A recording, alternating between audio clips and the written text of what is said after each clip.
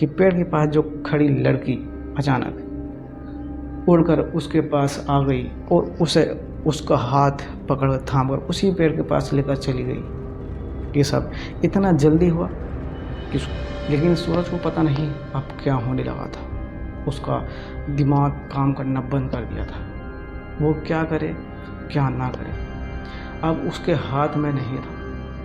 लेकिन अचानक सूरज आभास हुआ कि वो यहाँ से आराम से कूद कर उस बला के पास जा सकता है। पता नहीं उसको ऐसा क्यों लगा, क्या पता शायद उसकी मानसिकता कैसे ख़राब हो गई या बदल गई थी। वो उसने आव देखा ना ताब और अचानक उस चौथी मंजिल की बालकनी से छलांग लगा दी।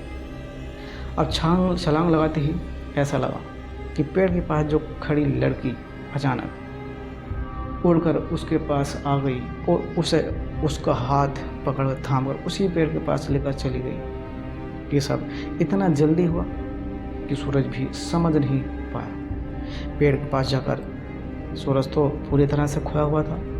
उसे कुछ भी पता नहीं चल रहा था वे कौन है और कैसे यहाँ तक आया है।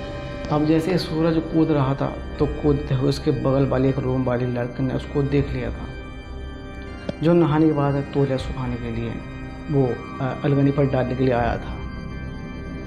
पर वो बेहोशी की हालत में था क्योंकि उसने कूदने के बाद सूरज को उड़ते हुए पेड़ के पास जाते देखा। उसने अपनी आंख पर विश्वास नहीं हो रहा था क्योंकि उसने जो देखा था वो ऐसा संभव नहीं था। खैर उसने हिम्मत करके अपने जो आसपास के कमरों के छात्र थे उनको ये बात बताई। फिर उन छात्रों ने एक चपरासी को लेकर पेड़ के पास जाने का फैसला किया। अब जैसे ही उस पेड़ के पास पहुंचकर छात्रों ने देखा पर उसके हाव भाव से ऐसा लग रहा था कि वो गाना अकेले नहीं किसी और के साथ गा रहा था। छात्रों को ये देखकर सूरज पर कोई असर नहीं हुआ, पर इनसे बेखबर गाया जा रहा था। उसका कोई पता नहीं था कौन आया कौन नहीं आया। रोकना चाहा पर फिर भी सूरज अनजान था कि वहाँ ये छात्र भी है। अचानक सूरज का गाना बंद हुआ और वो तेज आवाज़ में चिल्लाया, कहाँ गई तुम? देखो आँख मुझे मुझसे मत खेलो, मेरे सामने आओ। और इसके बाद दो और छात्रों ने सूरज को पकड़ा वहाँ बैठाने की कोशिश करने लगे, पर वो तो बस चिल्लाया जा रहा था, कहाँ गई तुम? लेकिन अचानक चपरासी ने वही किसी पौधे के एक पत्ते को तोड़कर मसला और मसड़ कर उसे सूंघा दिया।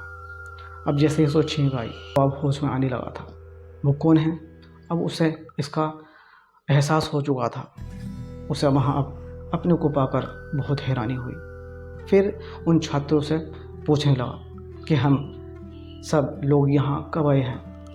मैं तो अपनी बालकनी में था, फिर यहाँ कैसे आ गया? लेकिन फिर उसने थोड़ा सा याद आया कि अब वो तो बालकनी से कूदा था और कोई बला उसे यहाँ ले आई थी, पर उसने कुछ बोला नहीं।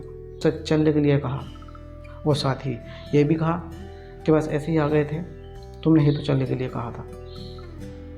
फिर छात्रों ने उस बातों में उलझा दिया और उसके जो सवाल वो पूछ रहा था कर रहा था उसे जब ठीक से ना देखा उसको घुमा दिया।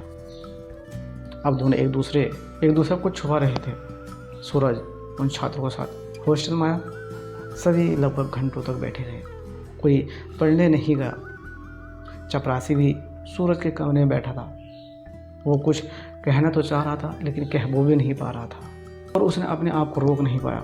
वहाँ बैठे सभी छात्रों सभी लड़कों से कहा कि पेड़ के पास कोई आत्मा है। इसका उसे भी एहसास हुआ था, पर वो वहाँ आत्मा कभी उसके सामने नहीं आई, कभी उसका बुरा नहीं हुआ, पर आत्मा ज़रूर है। इसका कई बार उसने एहसास किया था।